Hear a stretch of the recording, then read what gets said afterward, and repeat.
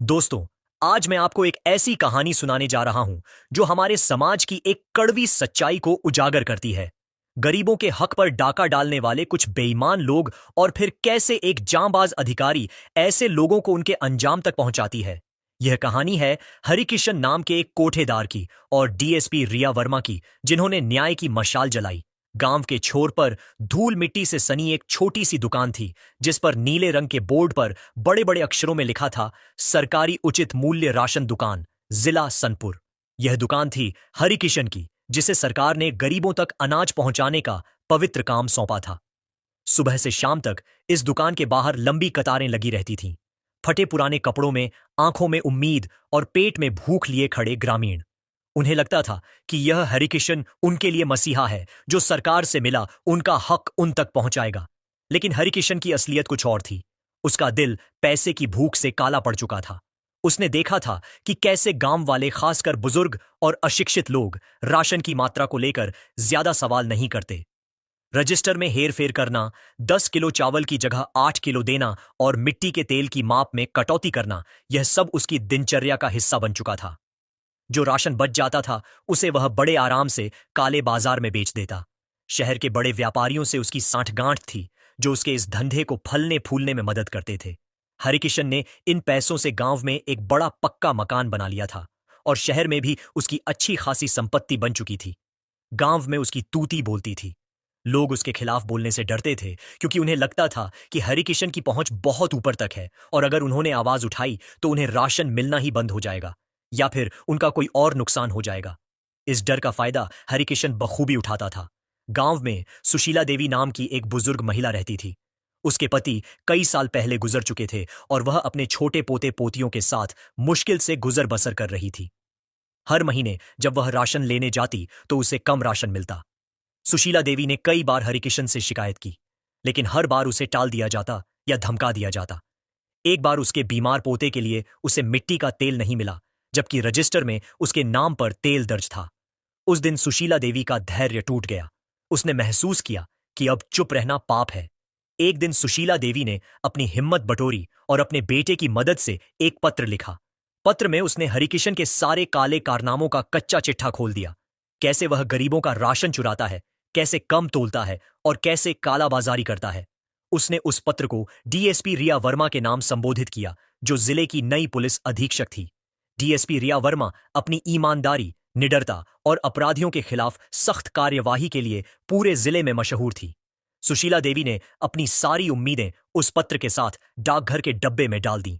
जिला मुख्यालय में डीएसपी रिया वर्मा अपने कार्यालय में बैठी थी। उनके सामने फाइलों का अंबार लगा था। तभी उनके सहायक ने सुशीला देवी का वह पत्र उनके सामने रखा। पत्र पढ़ते ही रिया वर्मा की भौहें तन गईं। उन्हें ऐसे भ्रष्टाचार से सख्त नफरत थी, खासकर जब वह गरीबों से जुड़ा हो। उन्होंने तुरंत अपनी गोपनीय टीम को बुलाया। रिया वर्मा ने पूरी योजना बनाई। उन्होंने फैसला किया कि वे अचानक छापा नहीं मारेंगी, बल्कि पहले पूरी जानकारी इकट्ठा करेंगी। उनकी टीम ने अगले कुछ दिनों तक हरिकिशन की दुकान पर नजर रखी। उन्होंने सादे कपड़ों में कुछ लोगों को ग्राहक बनाकर भेजा, जिन्होंने राशन लेने के तरीके और मात्रा की गुप्त जानकारी इकट्ठा की। इस दौरान टीम ने हरिकिशन की कालाबाजारी की गतिविधियों का भी पता लगाया और उनके डीलरों की भी पहचान कर ली। सभी सबूत पुख्ता होने के बाद डीएसपी रिया वर्मा ने कार्रवाई का दिन तय किया। वह दिन आ गया। गांव में हमेशा की तरह चहल पहल थी। हरिकिशन अपनी दुकान पर बैठा बेफिक्र होकर गरीबों को कम राशन तौल रहा था। कई लोग अपनी बारी का इंतजार कर रहे थे। हरिकिशन मन ही मन खुश था। आज भी उसने अच्छी बचत कर ली थी। तभी एक काले रंग की एसयूवी दुकान के सामने आकर रुकी। उससे नीली वर्दी में डीएसपी रिया वर्मा, 2 महिला पुलिसकर्मी और 2 पुरुष पुलिसकर्मी उतरे। उनके उतरते ही गांव में एक सन्नाटा छा गया। हरिकिशन ने उन्हें देखा तो उसके चेहरे का रंग उड़ गया। वह अपनी कुर्सी से उठ खड़ा हुआ जैसे कोई बिजली का झटका लगा हो। डीएसपी मैडम ने सख्त लेकिन शांत आवाज में कहा, हरिकिशन, अपनी दुकान बंद करो, हम यहां निरीक्षण के लिए आए हैं। हरिकिशन हकलाने लगा, मैडम, मैं तो बस। पर डीएसपी मैडम ने उसे बीच में ही रोक दिया। कोई बहाना नहीं, अपना रजिस्टर और दुकान का स्टॉक दिखाओ। एक महिला पुलिसकर्मी ने रजिस्टर अपने हाथ में लिया और दूसरी ने दुकान में रखे चावल, गेहूं और तेल के ड्रमों की जांच शुरू कर दी। डीएसपी मैडम खुद गांव वालों से बात करने लगीं, जिन्होंने अपनी आप बीती सुनाई। एक एक करके सारी पोल खुलती जा रही थी।